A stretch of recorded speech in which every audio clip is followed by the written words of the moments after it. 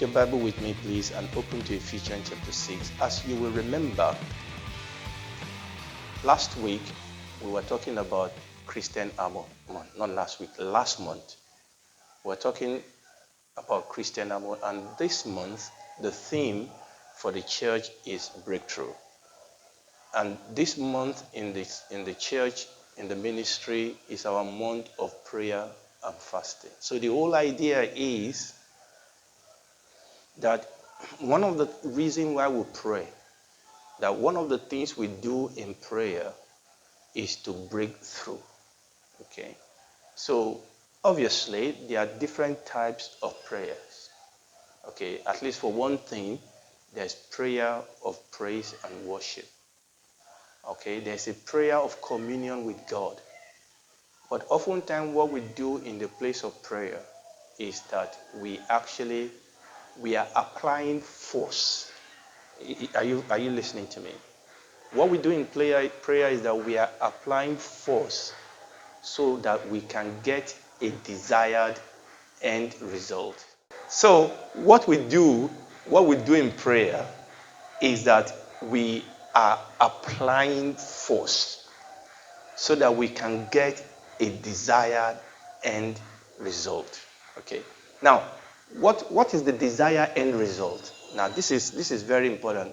What is the desired end result?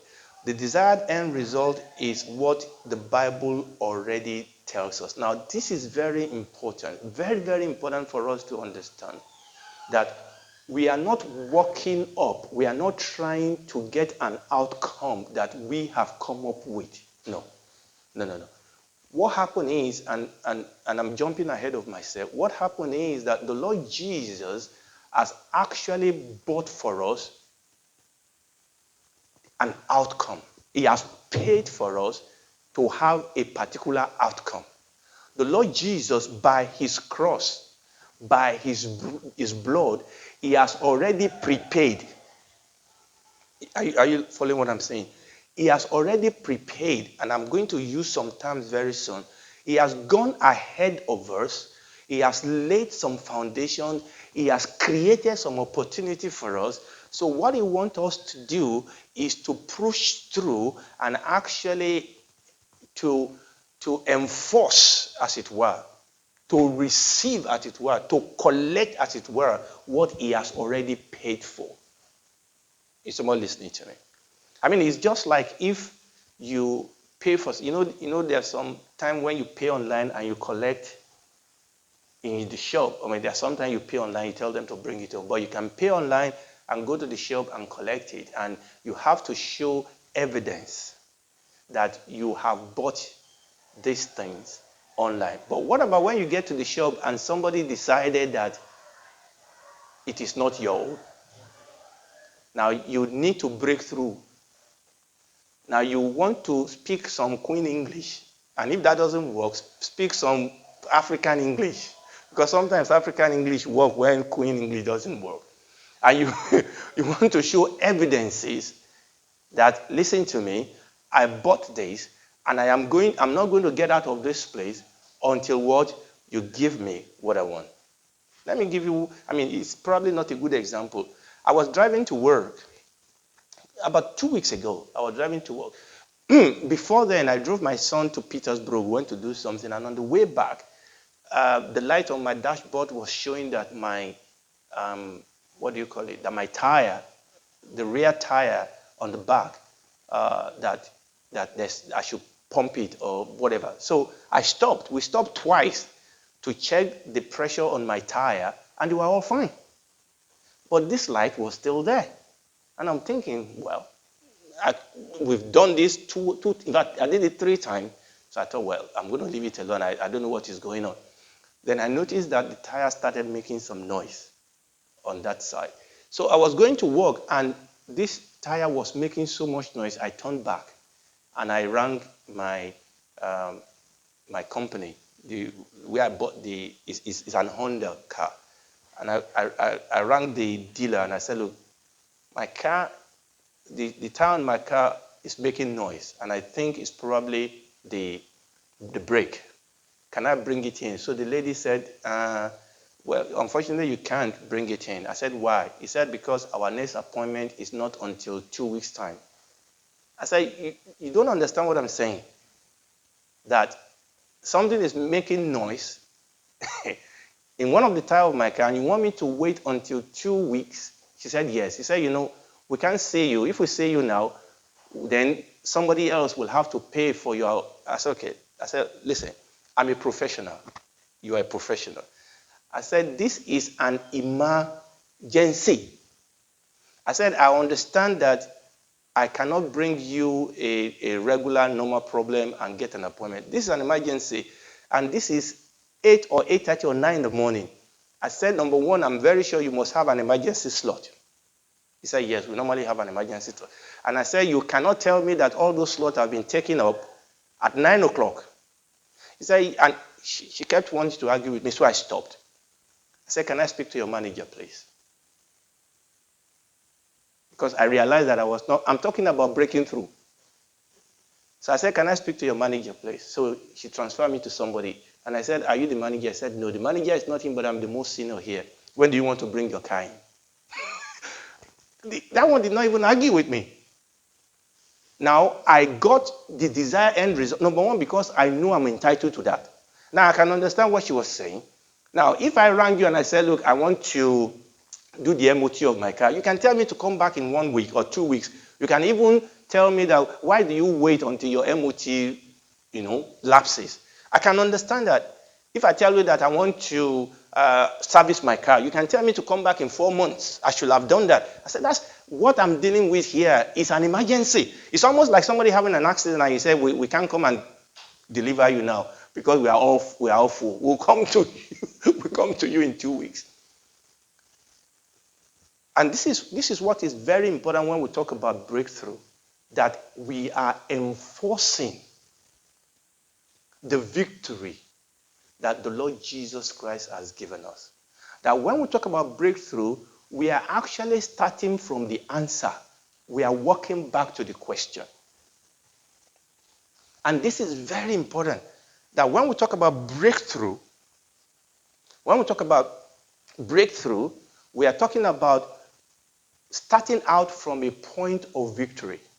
Starting out from a point, the Bible says that greater is he that is in you than he that's in the world. The Bible says that we are more than conquerors through Christ who strengthens us. Hallelujah. And that is what we've been talking about this month from this point of breakthrough. So Ephesians chapter 6 tells us, and I'm not going to read all of it because obviously it was the same scripture we talked about when we were talking about Christian armor. But Ephesians chapter 6, number 1 tells us the reality of our warfare. The reality of our warfare. And this is very important, verse 12, simply said. Now, if you read verse 12 for me, and I will read from here, because I want us to see what it says over there. It says, for we wrestle. Now, he said, for we wrestle not against. Now, when he said, for we wrestle not against, what he's saying that we are in a wrestling. But we need to understand our opponent. We need to understand our enemy. So the first thing, when he said we wrestle not against flesh and blood, but against principalities and powers, the first reality is that we are in a battle. And, the word he used there is very revealing. When you wrestle is a contact game. You can't say, I want to wrestle, and say, don't touch me. What type of wrestling is that one? Wrestling is a contact game. It's a game of strategy. Wrestling is, number one, is a contact game. Now, it's a game where you show power, but much more than that, it's a game where you have strategy. You are looking at your position, you are looking at his or her weaknesses, you are looking at his or her strength. So what you want to do is to avoid his strength or counteract his strength, and you want to overwhelm him in his place of weakness. And that's what you're doing. You are studying him. So, and that is why in the first few seconds or few minutes, they are sizing themselves out. And you are thinking, who's going to put through the first punch? Or who's going to do the first grabbing? No, it's because at that point, they are sizing each other out.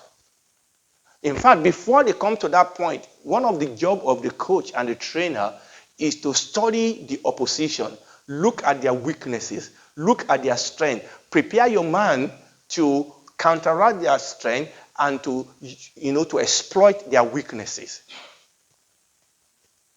And that is what you do. So the first thing we see here is that, number one, we are in a wrestling.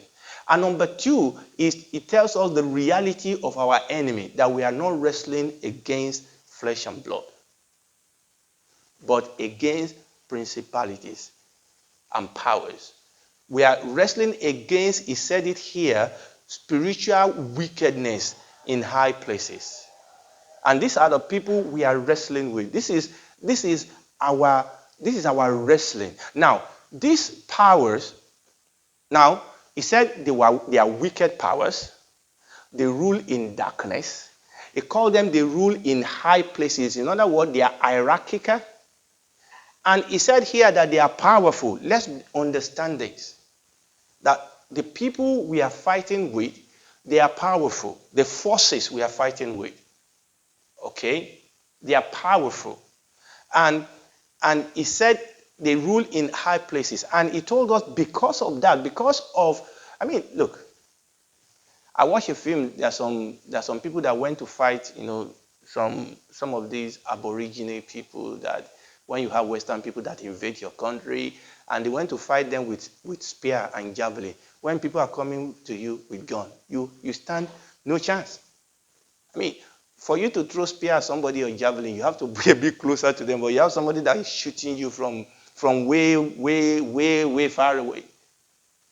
And God is saying, understand that our enemy is not the physical, natural things that we see. Now, that is the way they come at us. Okay? That's the tool they use. That is the way they come against us. But we must understand that the forces behind those things are spiritual forces. In our personal life, in our family, in our career, in our academics, in our nations. The Bible, we read that in the book of Daniel. When Daniel was praying, I believe Daniel chapter 7 or chapter 9, I can't remember which one of them. When he was praying, and Michael was coming, and the angel was sent, the angel was sent to give him the answer, and the angel said, I was stopped. How can God's angel be stopped? And he said, there's a prince over Persia. Now, obviously, over Persia, there is a physical king. But listen to me, and this is very, very important. Every area have their characteristics. There are demonic strongholds that rule every area. And that is why you will see that quite a number of cities in our world have a different character. When we talk about that London is the commercial hub, or this place is like the Las Vegas and the Hollywood of this world, when you visit those people, if you are sensitive, you can actually sense the spiritual stronghold that is over those places. I don't know about you, sometimes in your place of work, there can be some strongholds there, some things that are so difficult to break through, to break down in those places. Things just seems to happen in some pattern. Some family have some things that they experience that can be a stronghold in a family. And you will see, and the way you understand the spiritual power in those places is that you can see a pattern. You can see a pattern of behaviors, a pattern of experience, a pattern that when you are in that system and you come towards some things, you just realize that something seems to stop you, that something seems to be against, something seems to be hedging you in. A pattern of gambling, pattern of looseness, pattern of there are some, and that's why you will see some city they are said this is the city of sin, or this is the city of gambling, or things like that. And we have quite a number of those things that goes on. And unfortunately, what tends to happen? Let me tell you what tends to happen is that when sin is concentrated in a certain place for a long time, there is a stronghold that develops in that place. And sometimes when some people open up gateway for the devil to come in, like for example, for most of us that came from Africa, for example, I came on both my father's and my mother's side. I came from families that were deep into occultism. I mean, when I say deep, they were very deep into occultism. I mean, on my father's side, I don't know whether you know masquerades. You know masquerades, okay? On my father's house, where I came from, before masquerade come out in our village, they come and bow down to my grandfather. They will come and bow down to him. And he was a medicine man.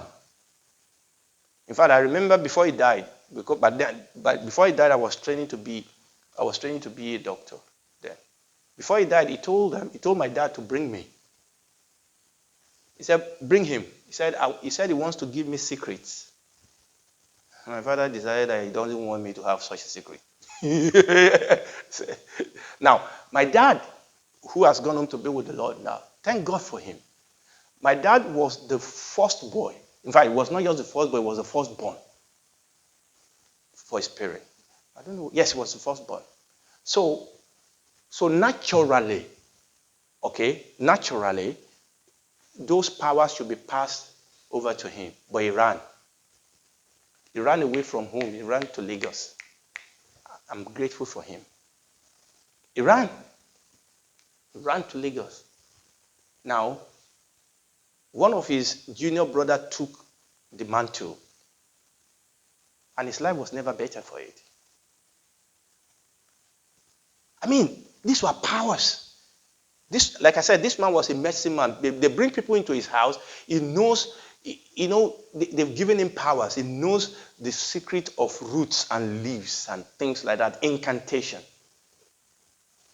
What on my mommy's side? On my mommy's side, my mom's father is one of the people that sold the clothes that this masquerade wears. Women don't enter his house. They don't. That was where I came from. I remember in those days, when some of my uncle visit us at home, when you go home, we always say when you go home, when you go to your, they will put incision on you, and they will hold your head and they will do incantation on you. In fact, sometimes they will tell you to swallow things. I remember in those days, they will give us some things to swallow. And they say, swallow this thing. It must not touch your teeth. And children say, what will happen if you touch my teeth? But I was so scared, I never did it. I always swallow it without touching my teeth. But this is the problem. This is where we came from. Strongholds, powers. And these are some of the ways they kept us bound. I remember when I got born again, I had to renounce those things. I have to pray the prayer to break those yokes. Break them. Break them. I have to pray. Thank God my father became born again. My mother became born again. All my family became obviously we were religious, but we became serious about the Bible. We started praying. Even up till now, you could still see some things that want to come in. You have to break those things. Break those things. We are talking about breakthrough. So it talks to us about the reality of our warfare is a wrestling. Wrestling is different from javelin. Wrestling is a combat. Okay, you are strategizing. Okay, like I said, what's the weakness? What's the strength? How can I? But the thing is this, listen to me. The Bible says that if the God of this world has known, he would not have crucified the Lord of glory. The Lord Jesus has given us the victory. Now, listen to me. If you get into that ring to wrestle the devil, and you are wrestling with him in your own name, he will beat you hands down. That was the secret. That was the reason why David was able to beat Goliath. And that was the secret and the reason why nobody else could fight Goliath but David. Because everybody's looking at Goliath and they're looking at themselves and they're saying, no way. And yes, no way. You can't fight him. And that was what they told David. You can't fight him. The guy has been a warrior, has been a fighter from his youth. This giant of a man. You can't fight him. And David said, yes, I'm not going to fight him in my own name. He said, the guy is coming against me with shield and spears and arrow. But no, I'm going against him in the name of the Lord of hosts. The battle is the Lord's. It's not my battle. But you see, you can't do that unless you know the God of the battle. Now, because of time, I'm jumping some things here. And David said, no, look, you don't understand. You don't understand. I watched over my father's sheep, and the lion came, the bear came, I killed them. Do you know why I killed them? It's not because of myself, it's because I know the God that I serve. And he said, I will kill this man because I'm going against him in the name of the Lord. So when you step into that ring to fight the battle, you must do it in the name of the Lord. Number one, which is what we've done, you must go in there fully clothed in the armor of God.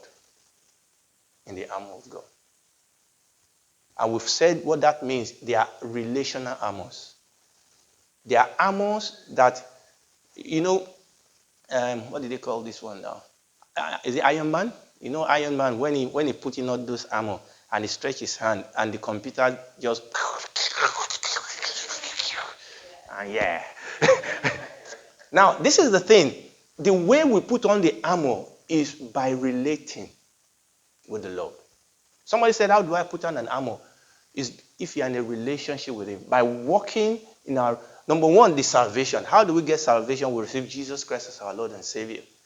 Righteousness is our righteousness. Truth, we study the Word of God. Gospel, the way we put on the armor is by being in and walking in and protecting our relationship with the Lord. And that's the way we put on the armor. By praying and studying and fellowshipping, we every time we do that, you wake up in the morning and you spend some time with the Lord. The Lord is correcting you, instructing you, equipping you, rebuking you. You are putting on the armor. You're studying the Word of God. You are meditating upon the Word of God. You are putting on what? You are taking on the sword, which is the Word of God. As you study the Word, the Bible says faith comes by hearing and hearing by the Word of God. Suddenly, you have a shield. So you have the armor. And your armor becomes stronger and becomes bigger and shining as you continue your relationship with God. And you have the angels of the Lord encamping around you. Understand that you are never alone. The Bible says the angel of the Lord are encamped around those that fear him. The Bible says that the angel of the Lord will bear you up in their hand. So you step into that in God's armor. And when you step in there in God's armor, the devil has no way to know who. All he can see is Jesus. Because it's God's armor. You remember Paul, those 7 sons of Sceva that wanted to cast out demons. They say, we command you to come out in the name of the Lord Jesus Christ, whom Paul preaches. And the demon said, we know Paul, we know Christ. Who are you? Because when Paul comes in the name of the Lord, the devil knows. So the Bible says, put on the whole armor of God. So we step in there, fully clothed in the armor. But listen to me. It's not enough for us to wear the armor. And this is very important. We must fight. And this is what he tells us. Put on the whole armor. Now, verse 13 says, whereof take unto you the whole armor of God, that you may be able to withstand in the evil day, and having done all to stand, stand. And then when we go back down, he said, verse 17, and take the helmet of salvation and the sword of the Spirit, which is the word of God, praying always with all prayer and supplication in the Spirit. Praying always. And this is where you start fighting. Pray. Praying. You fight in the place of prayer. This is where prayer then becomes not just a religious activity.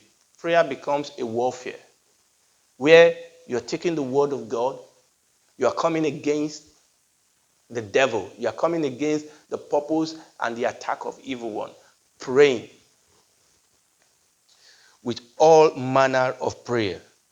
There may be works to be done and courage to be exercised, but real spiritual breakthrough are not achieved without prayers. Real spiritual breakthrough are only achieved because this is the battlefield. This is the battlefield.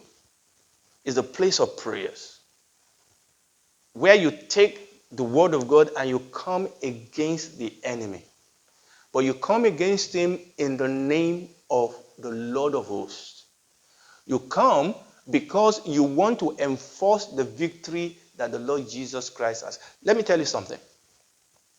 Oftentimes, we fight as if we are victims. And that's the problem. Satan, what have I done? Leave me alone now. Oftentimes, we fight as if we are victims. But we are not.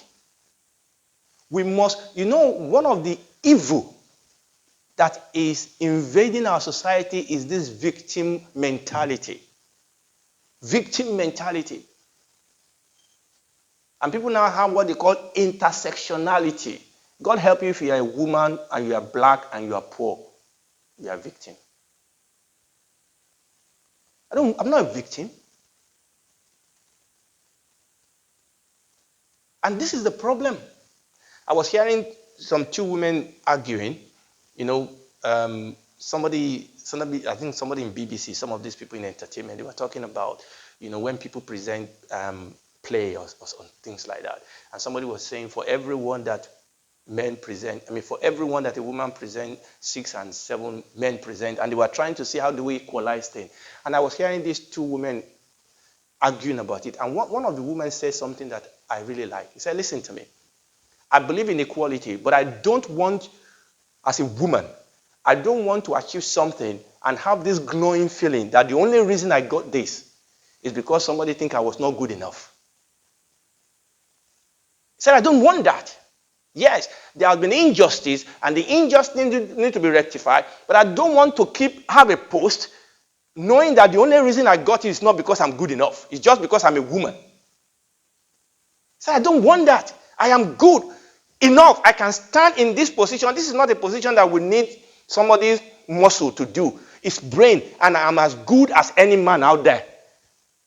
And I thought, keep on saying it, sister. I'm not sure whether she's a sister, but I thought, this is it. A patient came to see me, and it was all, when he came, brought somebody and was saying, brother, when we are black, this is what we pass through. I mean, I've been subject to racism in this country. But listen to me, when you begin to have this victim mentality, it gets you nowhere. This is the problem. People go and fight as if we are victims. We are not victims. The Bible says that we are more than conquerors through Christ who strengthens us. We are starting from a position of strength. Now, that doesn't mean that we are not going to have an opposition. But that means that we have the victory. That means that we know that if we consistently apply strength, we will get the breakthrough. And this is what the Bible says here. It says, praying with all prayer and supplication in the Spirit. The problem oftentimes is that we don't know how to fight. We don't know how to fight. And that is why this series that I said I've been trying to preach, I titled it Strategic Prayers or Strategic Warfare. That's the title. Strategic Warfare.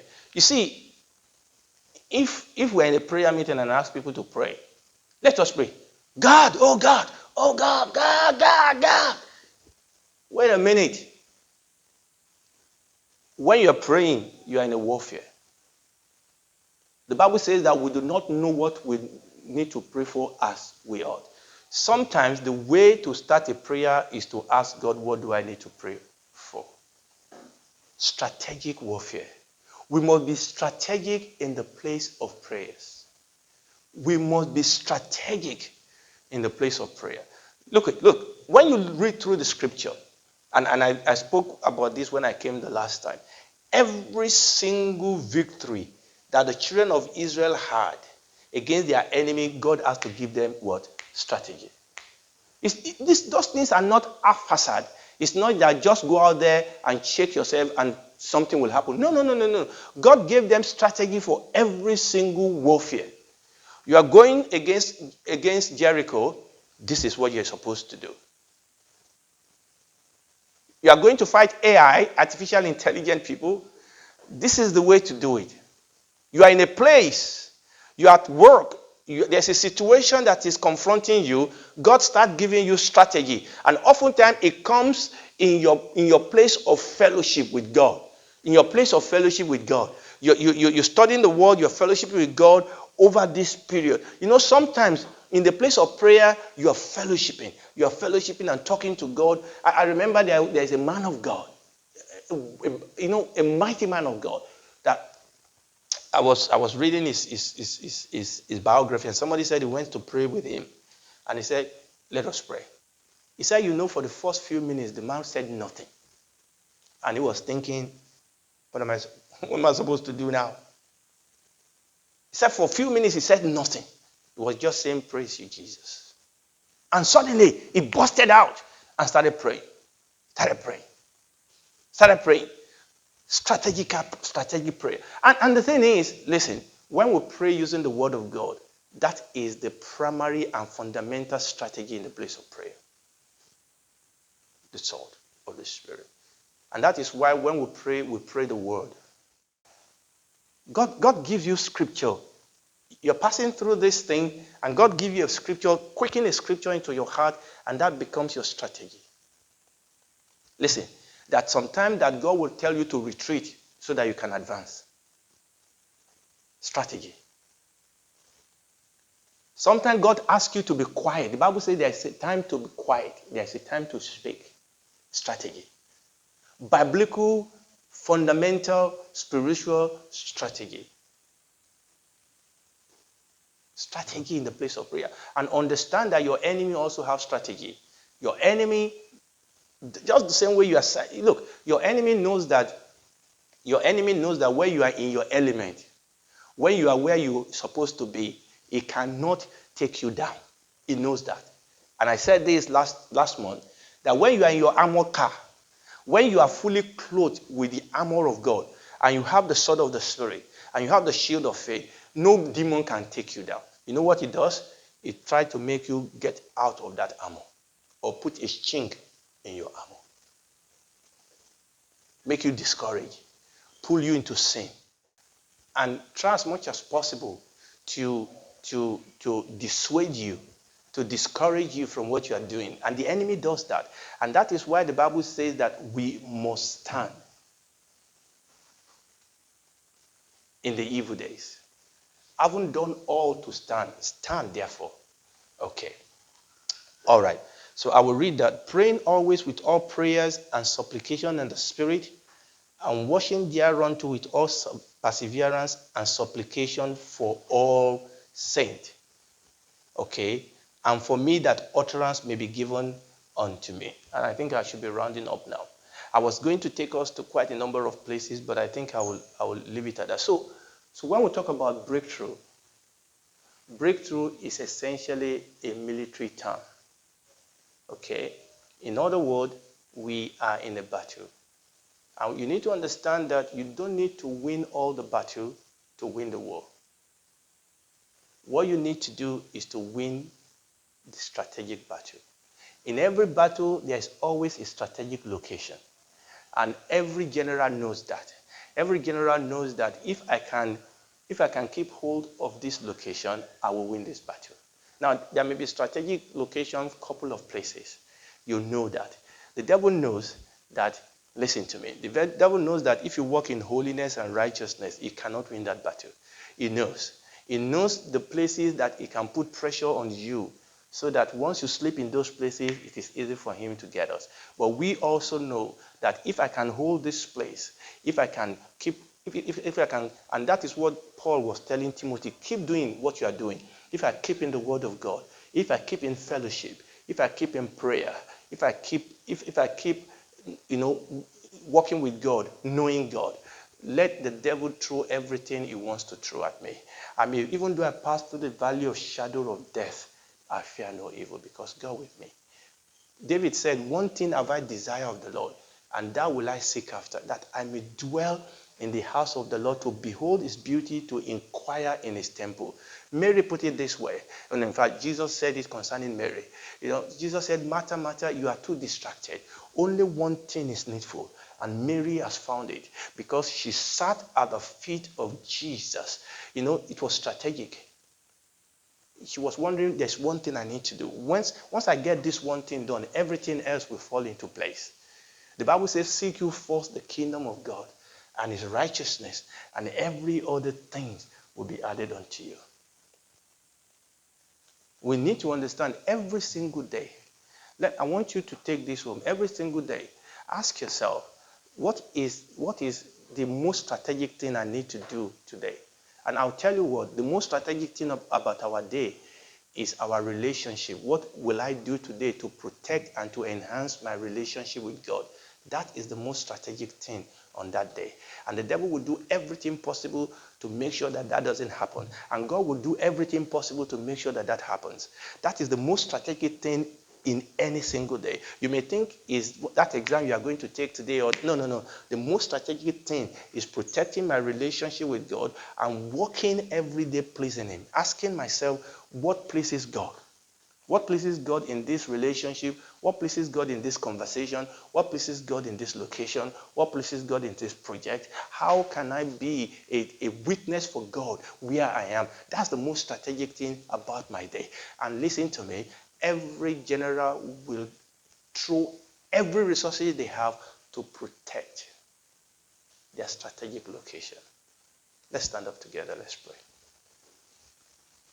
Lord, we give you praise. We worship you, Lord. Lord, we thank you. We bless your name. We bless your name. Let's thank God because he has given us the victory. The Bible says that this is the victory that overcomes the world. Even what? Our faith. This is the victory that overcomes the world. Even our faith. Our faith is the victory. Faith in the cross of Jesus. Faith in the completed work of the cross. Faith in the power of the Holy Ghost inside of us. Faith in the power of God in our midst. Faith in the reality of God. For we walk by faith and not by sight, and we are confident. Greater is he that is in you than he that is in the world. For this purpose, the Son of God was manifested to destroy the works of the devil. Now, the Bible says, unto principalities and powers might be made known by the church the manifold wisdom of God. The Bible, God wants us to go out there and show the devil the victory of Jesus. But we must, the Bible says that strong meat belongs to those who by reason of use have their senses exercised. The Bible talks about the mighty men of David. The Bible says that they know how to use tools. They know how to use weapons. Some of them knows how to fight by both hands. We must be those people. We must be one of those people that knows how to fight. Not physically, but how to fight in the place of prayers. How to take the word of God and the shield of faith and call the devil to question. Lord, we give you praise. When we begin to see patterns, when we begin to see things, Lord, this is your word, but this is not my experience. We must begin to fight. Fight for your family. Fight for your home. Fight for your work. Fight for your children. Fight for your parents. Fight for your city. Fight for your nation. Fight that the glory of God might be seen. Fight that Jesus Christ might be glorified. Fight that the word of God might be preached. Fight that souls might be saved. Fight that the church might be filled with the glory of God. Lord, we give you praise. We worship.